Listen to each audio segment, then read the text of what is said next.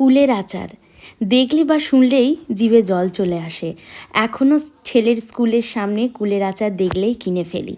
কাগজের মধ্যে আচার দিয়ে তার উপরে বিট নুন ছড়িয়ে হাতে দেয়, আর একটা কুল মুখে দিলেই মনে পড়ে যায় সেই ছোটোবেলাকার কথা। 2 টাকার কুলের আচার ভাগাভাগি করে সব বন্ধুরা মিলে খেতাম।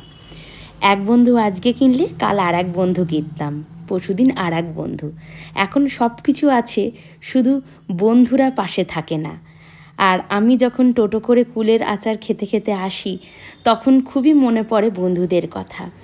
আজকে আমি কুলের আচার তৈরি করছি। প্রথমে কুলগুলোকে ছাড়িয়ে পরিষ্কার করে ধুয়ে নিলাম। শুকনো কড়াইতে মৌরি, জিরে, ধনে, শুকনো লঙ্কা হালকা করে নেড়ে নিয়ে গুঁড়ো করে রাখলাম। কড়াইয়ের মধ্যে সর্ষের তেল, শুকনো লঙ্কা, 5 ফোড়ন ফোড়নে দিয়ে কুলগুলো দিয়ে হালকা করে ভেজে নিয়ে গুড়, চিনি, জাল দিয়ে ভালো করে কুলের সাথে মশলাটা দিয়ে